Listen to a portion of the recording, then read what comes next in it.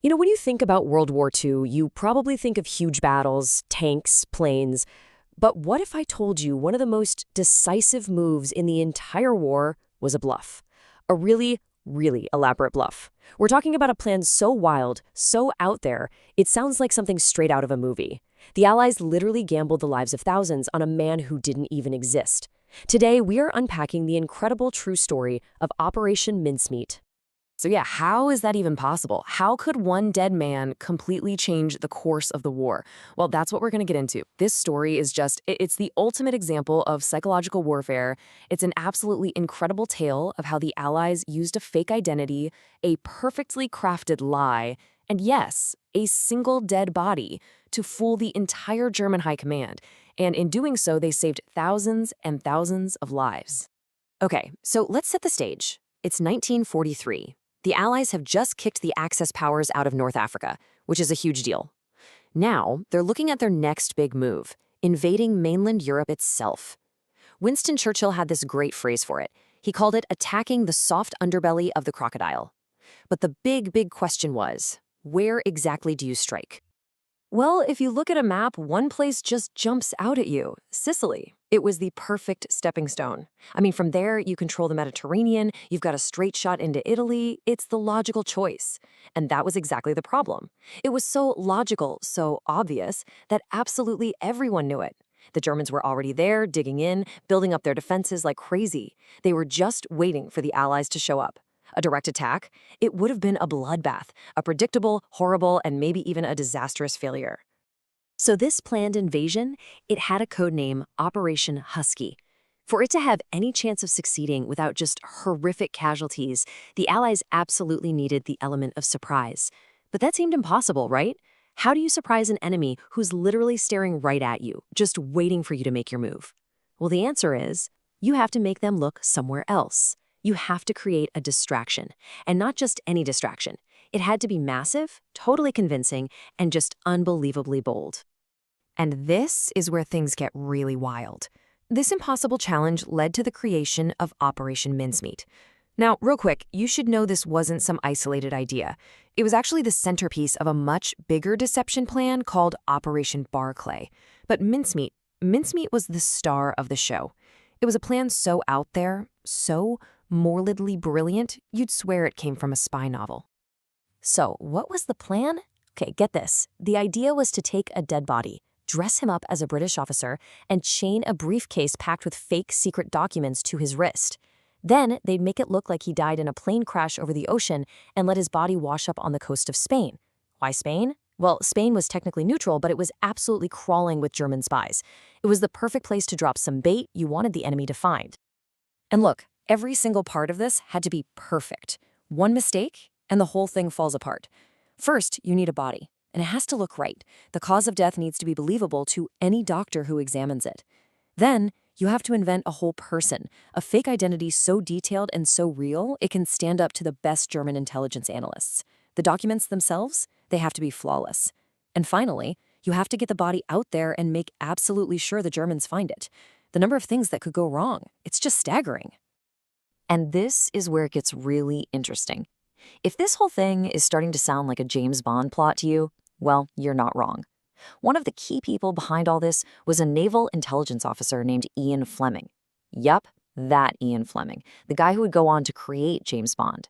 You can totally see how his real-life experience with this kind of gritty, high-stakes spycraft shaped the entire 007 universe.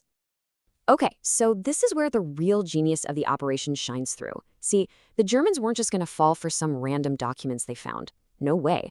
The man carrying them had to be real. He had to feel like a living, breathing person. So the intelligence team basically became authors and storytellers, tasked with creating a completely fictional life.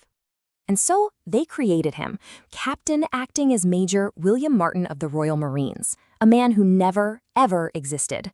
Even the name was smart. Martin is super common, so he'd be tough to look up. And the rank, acting major, was just perfect.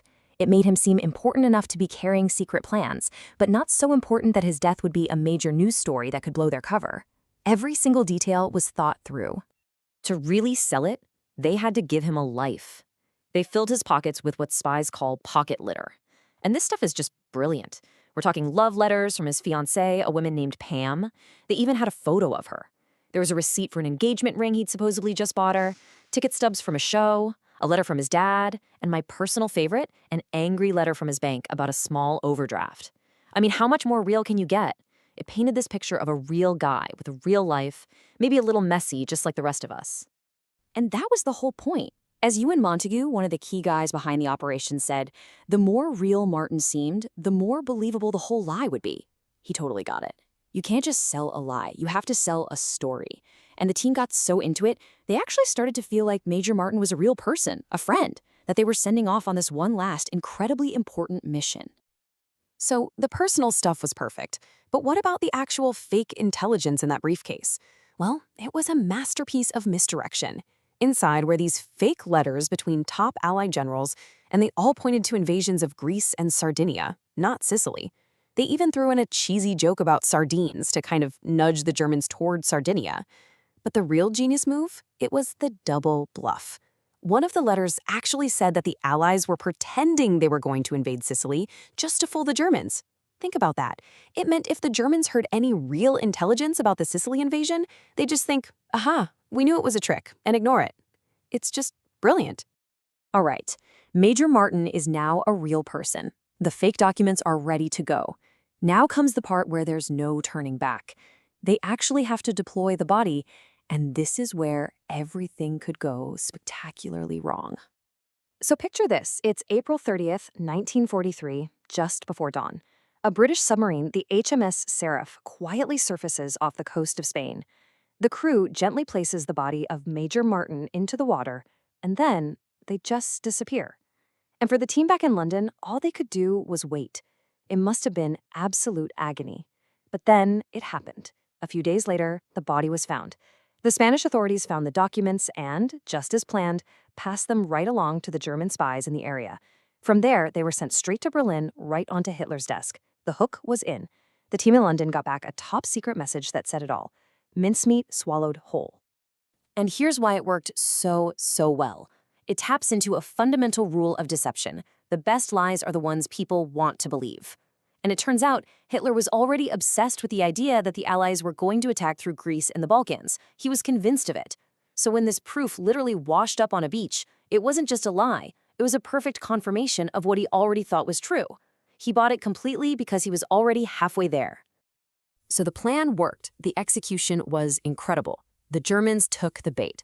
But the big question remains, did it actually matter? What was the real impact on the war? Oh, you better believe it mattered. Operation Mincemeat wasn't just a success, it was a complete success, an absolute home run. The Germans didn't just believe it, they bet the farm on it. We know this because after the war, captured German files showed that their top commanders thought the documents were 100% authentic and acted accordingly. Because Hitler was so convinced, he started moving huge numbers of troops around. We're talking an entire elite panzer division moved from France all the way to Greece. Other divisions were sent to the Balkans. Torpedo boats were moved out of Sicily. All told, more than 90,000 German soldiers were sent on a wild goose chase to defend the wrong countries. And that left Sicily, the real target, dangerously exposed. So then, on July 10th, 1943, the Allies finally launched Operation Husky, the real invasion of Sicily. And instead of the bloodbath they were expecting, they were met with way less resistance than they feared. They took the whole island in just 38 days. The deception worked even better than they could have possibly imagined. It saved thousands upon thousands of Allied lives and helped shorten the entire war. The man who never was, well, he ended up being one of the most important heroes of the war. And it really makes you think about the difference between real spy work and the stuff we see in movies, right? With James Bond, you get action, glamour, cool gadgets. But Operation Mincemeat, that was all about patience and tiny, meticulous details. The weapon wasn't some fancy exploding pen. It was a bank overdraft notice. The hero wasn't a charismatic super spy. It was a fictional identity created for a corpse. It just goes to show you that real-life espionage is often way more about psychology than it is about car chases. So, what is the most effective lie in history? I mean, Operation Mincemeat has got to be in the running, right? It's the ultimate proof that in a war, a clever idea, a brilliant story can be just as powerful as a tank division. It's an amazing reminder that sometimes the biggest battles aren't won with bombs and bullets, but in the mind of your enemy, with a lie so perfect, it changes the world.